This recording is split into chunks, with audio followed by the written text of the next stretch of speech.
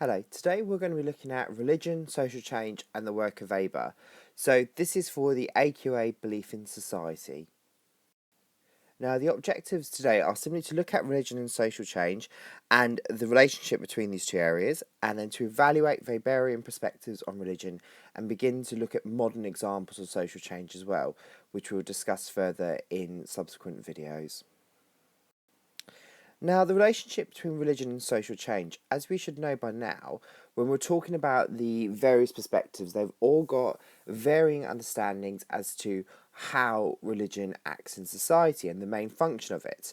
Some argue that it's a conservative force, so it's there to maintain social solidarity and value consensus, whilst others argue it can have the potential to be a revolutionary force, so therefore creating a huge social change. Whilst others argue religion is shaped by society, so change in society then leads to changes in religion, and rather than the other way around. Now you can see this aptly shown in this little diagram on the first slide here. So as we can see, religion prevents social change, therefore it is a conservative force. And then when religion is considered a radical force, so religion causes the social change, so therefore it's going to create a revolution within that part of society. And then religion as shaped by society, so change in society, so social change leads to changes in religion as a result. Now throughout this video we're going to go bit by bit through this and each stage of this diagram, and then we're going to look at Weber. Now the first one we're going to look at is religion as a conservative force. Now many argue that religion is actually there to prevent any form of social change. And as we can see through some of the angles or perspectives that we've really looked at, many of them do argue this. So the view that religion primarily acts to prevent change is supported by functionalists who argue that religion benefits society by promoting stability and integration. They promote this obviously through values and sharing them, and obviously that unites the social solidarity and ensures that the groups are binded further together as a result. Whilst Marxists argue that it benefits the ruling class by helping to promote false class consciousness and thereby retaining ruling class power.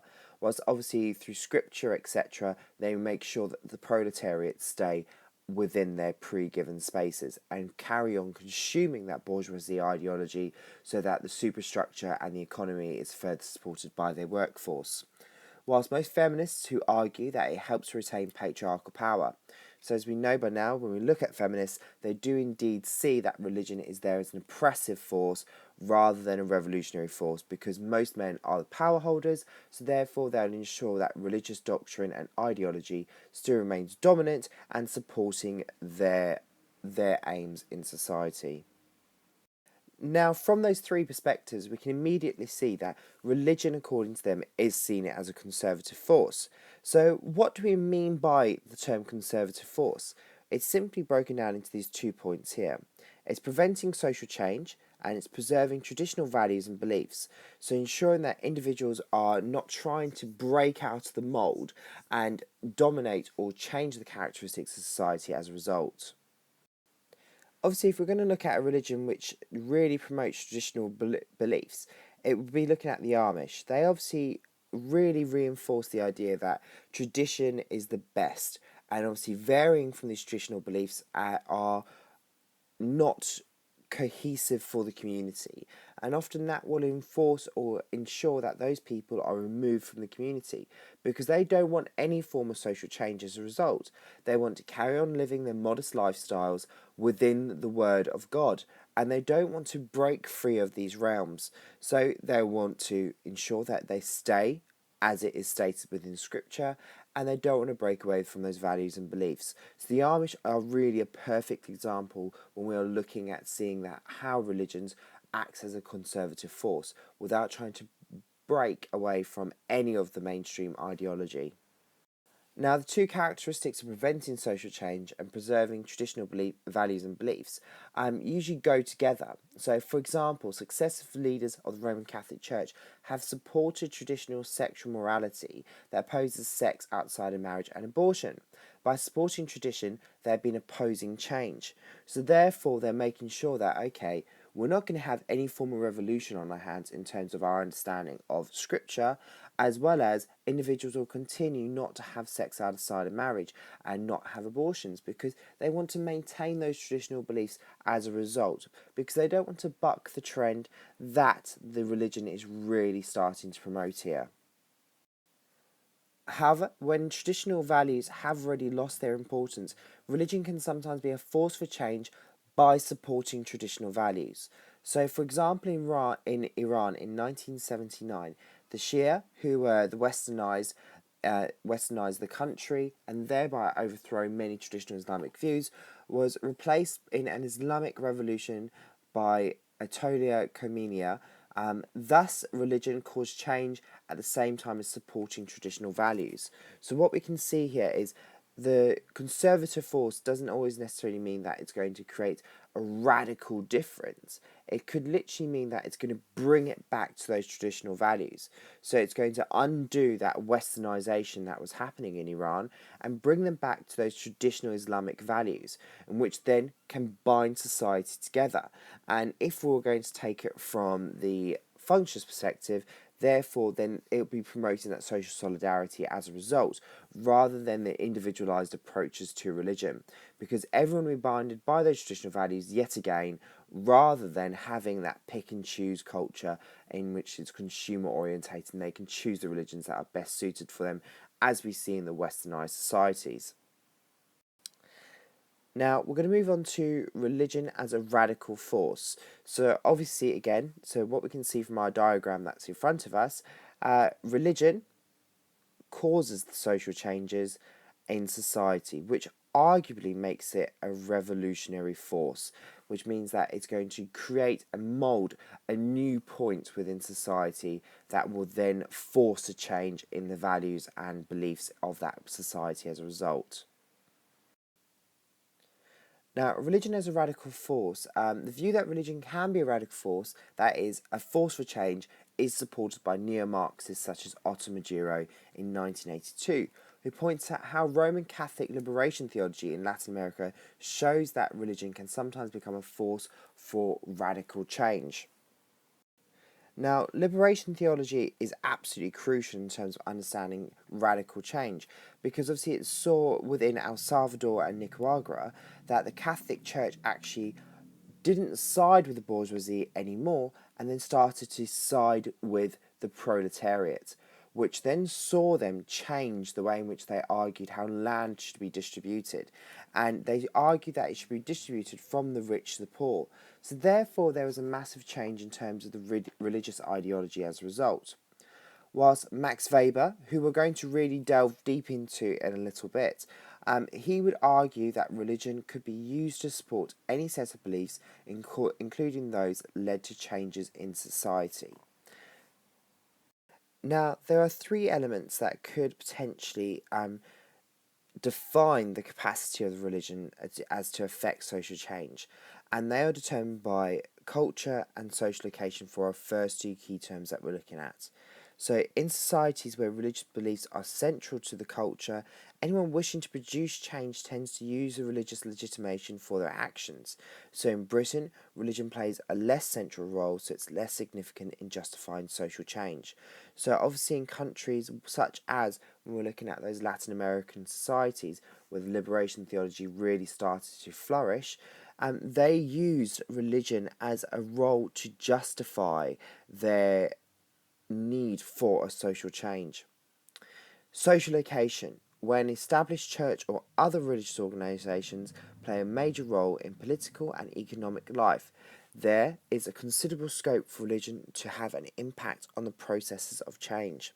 So, obviously, for us, in terms of the UK, the church doesn't really inform our political ideology, whilst in some countries, such as the US, obviously, we know that if the church really wanted to have a massive say as to how they should reform their political landscape as well as their economic landscape, they could have the potential to create a change if they wanted to. If they wanted to buck the trend away from the bourgeoisie, or they wanted to destabilise society as a result. Now, the last key term that will determine whether it's going to be conservative or radical is the internal organisation. So, religion with a strong centralised source of authority have more chance of affecting events. So, those religions that are stable and are able to unite a community by having one central figure administering the doctrine, they will be more likely to have an immediate effect because they could dictate to their community as to how they should act, and then more than likely the community will do so. Meanwhile, smaller, less centralized religions will not have the same ability to affect change in society. Now, the last point that we're looking at is religion as shaped by society. So, changes in society through political or economic or even social changes could change the ideology which is promoted within the religion. So, we can often see with laws that are then created and really manifested within that particular society can have a particular effect on the religious doctrine, as well as making them shift their beliefs and traditions to match the desirable outcome for that government.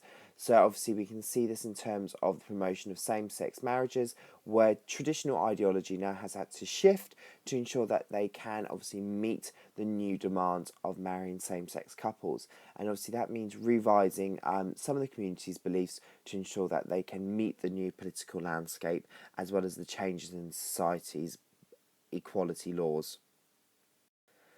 Now, there are several theorists that actually argue that religion is shaped by those changes in society, and we're going to break them down bit by bit by bit here. And now, the main people that we're going to look at are functionalists, Marxists, postmodernism, and then the theory of secularization. Obviously, I know for us right now, these two here we haven't really covered just yet.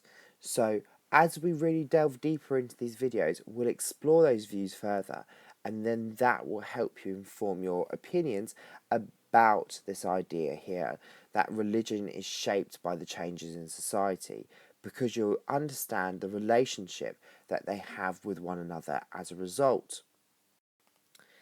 Now, the first one we're looking at here is functionalism, who believe that as society evolves, it would lead to a change in the role of religion. For example, Comte believed that religion would decline as a result of the increasing importance of positivist science. So, just as a recap, there's the term positive science. Now, it's a philosophy of social research which is based on scientific ideas of objectivity. So, therefore, ideals will not be based on subjective opinions rather than objective data. Now, according to Comte, this positive stage in our development is a stage in human history in which scientific beliefs have become dominant. So these objective ideologies will then start to inform society rather than us really picking and choosing what we believe is best. Is going to be that objective evidence that really informs us. Whilst Talcott Parsons believed that religion would lose some of its functions as society developed. Now, we're going to delve deeper into that in a little second. Now, Parsons believed that it would continue to provide basic values or underpin the value consensus, but it would lose other social functions such as running the education system or directly providing the basis of the legal system. Obviously, we can see that that slowly started to happen, and what he argues that this is the evolution of society that involves a process of structural differentiation. This is parts of the social system become more specialised and so perform fewer functions. So therefore, the need for that religious doctrine or ideology is no longer really required for these systems to run, because they have become different and more specialised than what the religious sector would be providing. Now we're going to move on to Marxism. Marxists who believe that the changes in religion are shaped by the change in the economic system or the mode of production. So, therefore, the economic base of society would lead to changes in the superstructure of society, including the religious functions. So, religion would no longer become based off of the ideas, primarily maybe of the mode of production, the economic system, and rather change as a result. Now, for example, Marxists such as Kautsky thought that the change from Catholicism to Protestantism in some European countries was a result from the change from feudalism to capitalism. So obviously remember, feudalism was farming the land and really being an individual collective there. Meanwhile, capitalism promoted obviously the tall rising buildings and factories promoting that mode of production there, where we can have that huge expanse of money increasing for providing that economic base. Now, Protestantism was more suited to capitalist societies because of its emphasis on individual relationships with God, whereas Catholicism was more concerned with accepting traditional authority. So, if we just break that down really there, that's the emphasis on individual relationships with God. So, the individual now would do anything they could do in terms of raising money and saving, etc., to really try to ensure that they are amongst the saved, which obviously in terms of capitalist society, the Catholicist views do not match, because they just want to have those traditional authority, so accept the traditional views of the religion. So therefore this really is showing is how changes in society can shape the religious doctrine as well. Now we're moving on to postmodernists, who believe that the advent of postmodernity has led to significant changes in religion. In particular, they see it as leading to the decline of traditional church-based religions in which believers follow rules laid out by their religion, and the growth of New Age beliefs where people can pick and choose their own belief systems. This has been linked to meta-narratives. Now, we're really going to delve deep into meta-narratives a little bit more in another video, whilst really the meta-narratives here have a similar meaning to the big story about how the world works and how it should be improved. So really by us having this pick and choose consumerist culture, we can change that meta-narrative as a result to our understanding of how the world should function and what is that big story as to why we exist, answering those big questions which really plague us throughout our lives. Now, the last one that we're looking at is the theory of secularization. Now, the theory of secularization argues that religion has progressively declined in Western societies and has being replaced by scientific rationalism where there's little room for faith, which obviously means this is possibly a result of the industrialization of the communities, because individuals now are moving away from the dependency on that religious doctrine and realizing, okay, we have got these scientific rational ideas which we can use that can inform our views of the world. As well as that, really relating back to the postmodern idea here, with the globalization of religion, where we can pick and choose those different types of religious doctrine, it means that obviously the marketplace for religious doctrine has really become flooded. So individuals can pick and choose little bits here and there that they may prefer. Obviously, this would decline the traditional viewpoints and really flood it in terms of us needing to separate religious views from state views, and they cannot be intertwined. Obviously, for us in terms of France, we can see that this is what's happened. There has been a separation from the church and state, so the religious doctrine does not influence state policy. Now, the main thing that we really have to focus on here, in terms of everything that we've covered from functionalism, Marxism, postmodernists, and the theory of secularization, the details of all the above views have been contested by other sociologists, but there's a widespread agreement that change in society can lead to change in religious beliefs. So there is that belief that, okay, some of the ideas that are promoted might be a little bit too radical for us to really consider, whilst actually we realise the core value of this whole third prong of our diagram may actually be more valid compared to the other two. Now, for some religions, we can see obviously the main features and the core of each one of these prongs of the diagram. We can see religion as a conservative force. So, for example, in the US, religious doctrine really ensures that everyone sticks to those traditional beliefs. We can see religion as a radical force. Now, in terms of the Arab Springs, even though religion wasn't the main source of the change, it helped in terms of getting everyone together and uniting everyone together to try create some form of social change. And obviously, religion as shaped by changes in society. Now, we can see doctrine of some religions have had to change very recently. So, for example, in terms of westernized states, Catholic churches would have had to become increasingly more accepting of some of the legal changes in the society. Even though they may not wholeheartedly agree with abortion laws, they would have to start to accept that this could be happening in their religious communities. So therefore they may have to rethink their approach to how they deal with this in terms of preaching the doctrine when at church. So the light bulbs really go on for all three of these prongs, because we can see that actually all of these still happen within our society. Okay. Now, throughout a large portion of this video, we have discussed the three prongs of that diagram. The fact that religion is a conservative force, religion is a radical force, and religion is shaped by societal views. Now, we're going to look at the views of Max Weber, who's actually quite an influential sociologist and claimed that religion could lead to social change. Now, as we know by the views of functionalists and Marxists, they really emphasise the role of religion in promoting social integration and preventing social change. However, Weber argued that in some circumstances, religion can lead to social change. In his most famous book, The Protestant Ethic and the Spirit of Capitalism, Weber examines the relationship between the rise of certain form of Protestantism, known as Calvinism, and the development of Western industrial capitalism. The main reason why he really starts to develop this is because he says that Weber argues that against the Marxist view that religion is always shaped by the economic base.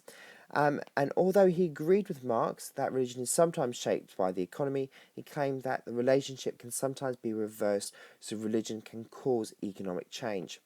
And as mentioned earlier, this is all developed within his book, The Protestant Ethic and the Spirit of Capitalism.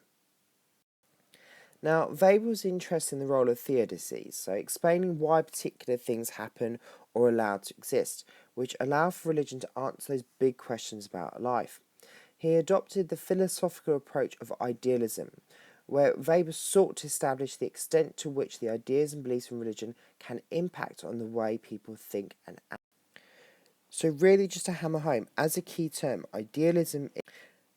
Idealism is a belief that developments in society can be shaped by people's ideas rather than just by material forces.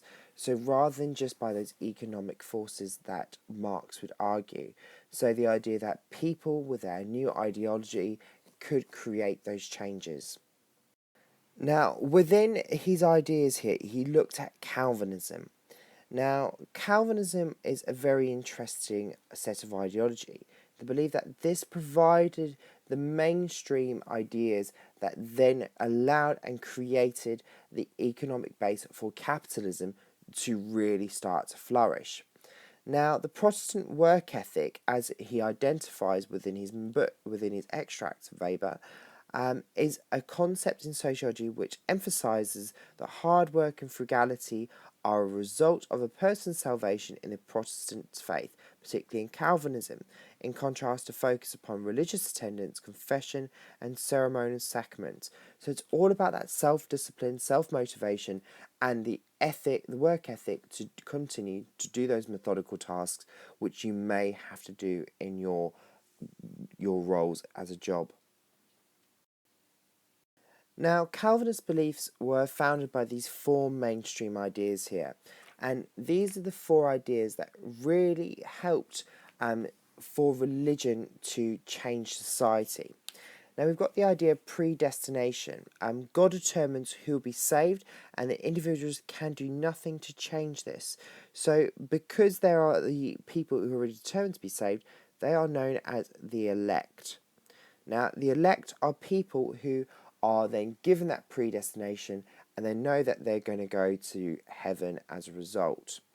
However, they will still need to follow the doctrine that is laid out in terms of Calvinist belief systems here. Then we've got divine transcendence. God is far above and beyond this world, and no human being could possibly claim to know his will, leaving Calvinists to feel an unprecedented inner loneliness. This created what Weber referred to as salvation panic. Now, salvation panic is simply that individuals will try to do anything. They'll scramble, they'll really save, they'll practice the views of frugality to try to ensure that they could be one of God's saved. Maybe if they just saved a little bit harder and be a little bit more disciplined, they'll have that entry to heaven as a result. Now, how do they do this? They've practiced the ideas of atheism here. Now, this is a ideology which is self-regulating for the individual. Now, the individual practice the ideas of abstinence, self-discipline, and self-denial. And through atheism, they'll be encouraged to ensure that they remain abstinent from life's pleasures, a simple lifestyle, and a rigorous self-discipline is really enforced here, so that they continue to work hard and maintain those Calvinistic ideas. Now, the next one and the fourth one is the idea of a vocation or calling to serve God. But in the everyday world of work, it's not in a monastery. So Calvinism invented this worldly atheism, where vocation means constant methodical work in an occupation. So it was work such as in a factory. So mind-numbing work to an extent that would keep the individual working in a methodical nature rather than trying to be liberal in a sense of their work ethic. Now, Calvinism here. Now, Calvinism originated in the 17th century. Calvin thought there was a distinct group of the elect, those who were chosen to go to heaven, and that they would have been chosen by God even before they were born. So they were selected and they were chosen before they even knew that they had the ability to even go to heaven. So those who are not among the elect could never gain a place in heaven. So what he stated here in terms of Weber, he said that this produced the psychological problem for Calvinists, which was what we would call salvation panic. They did not know whether they were among the elect and suffered from uncertainty about their status, and virtuous behaviour helped them convince themselves and others that they had been chosen to go to heaven. So by practicing the ascetic lifestyle, they are trying to give themselves the impression that they were the saved and that they would go to heaven as a result, because they're able to be that frugal, self-disciplined and motivated person completing those methodical work tasks that are laid out for them. And really, this would comfort them to a degree that they're doing everything in their power to try gain that place in heaven as a result. Now, really, this is what he would have said informed the Protestant work ethic here. Now, the Protestant ethic was ascetic, so it's encouraging, as I've said, that abstinence from life's pleasures, a simple lifestyle, a rigorous self-discipline to that methodical work. Now, it produced individuals who worked hard in their careers or callings, and making money was a concrete indication of success in one's callings. And success meant that the individual had not lost grace in God's sight, because they've worked so hard to gain those savings, to really push forward the idea that, hang on here, I have practiced the ideas of the ascetic lifestyle, and therefore meaning I should be in God's good books, which then means I should gain access to heaven as a result. Now, Weber argued that these ideals and these values that the Protestant ethic created as a result really started to provide the foundations for capitalism to really flourish. Now, there are a set of ethics and ideals and values which Weber identified and coined as the spirit of capitalism. Protestantism was vital due to the encouraging followers to be frugal and with spending, and encouraging a methodical and single-minded work ethic, which we should know is the key term ascetic here. Through the accumulation of capital, this expanded businesses, and which in turn created early capitalist societies. So therefore, this has really given us the idea here that with all of the functions that have been identified in terms of Weber, in terms of the Protestant ethic, the spirit of capitalism, this would then provide the correct basis for capitalism to really flourish in that society. So really, if we have got all these values present, then society should inevitably become a capitalist society as a result. However, we're going to really start to look at some criticisms because this might not have always been the case when we're looking at other countries. Now we're going to look at a quick summary. So this is the Protestant ethic and the spirit of capitalism. By engaging in inner worldly atheism, one increases the likelihood of profiting in business. Therefore, being successful in acquiring profit serves as an indication that one is in God's good graces. Thank God I was successful at obviously saving money, avoiding pleasures, acquiring profit, once seen as a sin, has now become an indication of being in God's good graces. So really this is changing the reading of Holy Word. From Weber's argument, showing off one's profit once was viewed as sinful, thereby discouraging investment in capitalist ventures. Later, with acceptance of the Protestant ethic, capital investments, accumulation of wealth, and even conspicuous consumption became more accepted way to show that one was among the saved. Now we're moving on to evaluations here. So we can see that the evaluation I have really formed into a grid. Now, Weber's books have received both criticism and support. It has been argued that Calvinism was strong in some parts of the world where capitalism did not develop until much later, which we can see here in terms of Scotland, Switzerland and Hungary. So, for us, we're going to break it down bit by bit as to what are the issues with Weber's theories. The first is the nature of Calvinist beliefs. So, Sombart argues against Weberian belief here. He argues that Calvinism attacked greed and making money for its own sake, so therefore not really promoting the correct economic base for capitalism to really prosper. Now, the counter-argument supporting Weber here is Weber argued it was not the beliefs that were the indirect effects of the belief in predestination that led to the Protestant ethic, work ethic, which then obviously led to the foundations of capitalism being created. The reason Calvinists were linked to capitalist businesses. Now, Calvinism was linked to capitalism not because a Calvinist believes in predestination, but because, like other nonconformist religions, they were banned from many other professions. So they would have really only been told to follow the careers that were methodical in nature and not really driven beyond the methodical work of a factory lifestyle. Now, supporters of Weber argue that followers of other non-conformist religions also became successful capitalists, so it was their beliefs that made the difference and created the correct structures for capitalism to really prosper. Next bit we're looking at, which came first, capitalism or Protestantism? Now, the Marxist Kautsky here argues that from a Marxist perspective, the early capitalism preceded and largely determined Protestantism. In his view, Protestantism became the ideology capitalists used to legitimate their position. So really, the ideas and the terminology of Protestantism really helped capitalist societies go, hang on here, we're doing something right, and it's God's work that we are doing as well. Now, Weber argued that reinvestment and the pursuit of profit and the key features of capitalism also became after Protestantism. Where capitalism started, so as we said earlier about some countries were Calvinist but did not actually become capitalist societies as a result.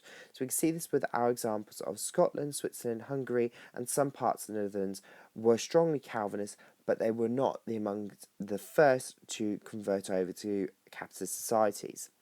Now, Marshall in 1982 argues that these countries lacked the economic conditions for capitalism to develop. So, in fact, Weber's ideas are not incorrect. It just means that the economic conditions were not correct for the capitalist society and the superstructure to really take hold of that society at that point. Now, I'll just zoom out so you can see the grid once more.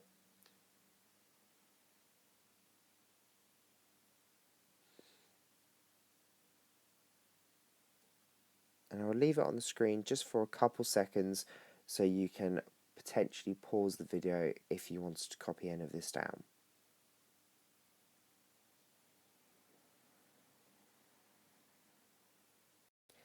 Now, whatever the merit of Weber's study on the Protestant ethic, the arguments that beliefs can cause change and have an independent effect on society is a broader one, which a number of sociologists support. It's the idea that, okay, change in society could really help us inform the belief systems which we then implement as a result. And as we really dealt with a little bit earlier on, now Weber has a distinctive theoretical view compared to Marx. So, as we know, Marx was materialist. He believed that material forces such as economic structures shape the development of society as a result, rather than individuals' ideas or ideology having that impact. So, just as a key term here, materialism, a belief that the development of society is driven by material forces such as developments in production, technology, and the economy. Whilst Max Weber argued that material forces were important, but he also believed in a part of idealism. He believed that ideas and beliefs could shape society.